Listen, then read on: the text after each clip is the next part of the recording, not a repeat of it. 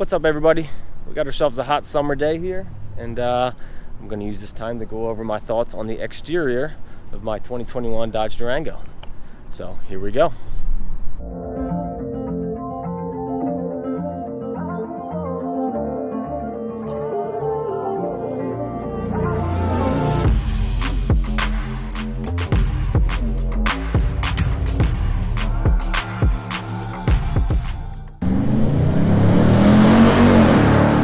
So starting with the front end here, this is where Dodge made basically all the exterior changes to this model year. As you can see, the whole front end is revised. They got wider grills here now than before. They did away with the lower slot that was here, which, to be honest, I kind of like the little slot they had here for the intake area, or at least the look of an intake area. I thought it looked really aggressive and unique. I think this looks better overall, but it did lose a little bit of the aggressiveness that the previous model years had.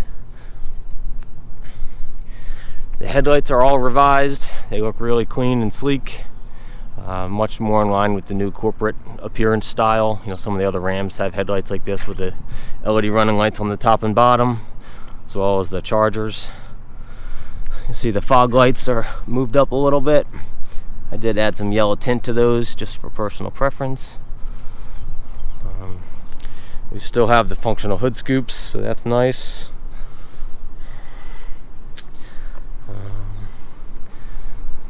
One thing that did change, which is a little odd, we no longer have any orange in the headlights. This reflector portion is now down here.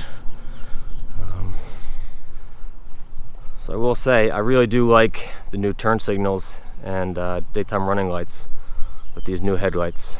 They're really sharp. I think that's a big area of improvement. Really modernizes the look of the car. As you can see, we've got some big 20-inch wheels here with nice beefy Brembo brakes behind it. I will say they generate a ton of brake dust. I cleaned this just the other day and it's still already getting back there. But they look really nice. I don't have the blacktop package, which is quite popular. I had that on my last Durango, but I do happen to like the body colored mirrors and the aluminum finished or non-black wheels this time around. All right, so onto the side view or side profile. It's pretty obvious. Nothing has really changed for several years now. Having said that, I think it looks really good. You'll note I do not have the roof rails option, which I honestly wish I did had, but it definitely makes it look cleaner without them. Now on to the rear of the car. Again, not much has changed basically at all from previous model year Durangos, with a couple exceptions here. So we have the very popular and, in my opinion, nice looking, racetrack tail lamps. That's what most people refer to them as. I do like this little touch here, the plastic mat to prevent some scratching when you're loading things in the trunk. This spoiler is new though. I'm not sure if this is specific to the TnG package or just the 21 model year upgrade, but if you look at the size of the spoiler versus normal RTs, at least 2020 models, and I think 2021s without the TnG package, it is a smaller spoiler. I think this is the SRT spoiler. And then of course the lower valance here, we have the blacked out trim around the exhaust pipes. Gives it a much more aggressive look. So one point of note, this little exhaust tip here is a little bit crooked. Not sure if we can pick this up with the sun, but that one's just a little crooked as compared to this one. So, a little quality control issue at the factory, but it's a minor detail. So another unique detail to the TnG package from a regular RT is these fender flares here.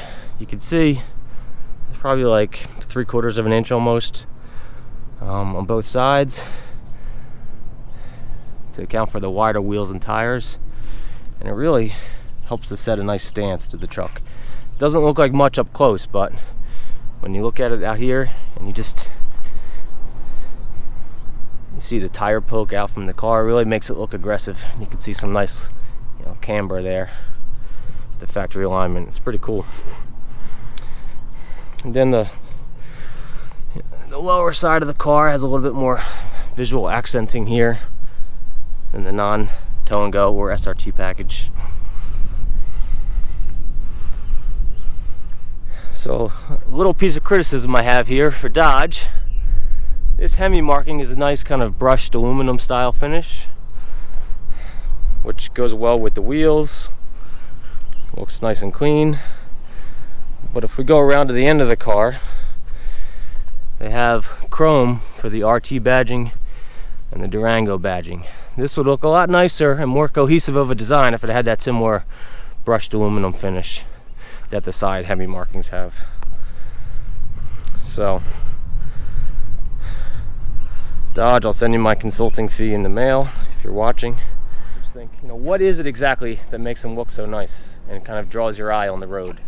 And I think I finally figured it out. So just take a look around the Durango.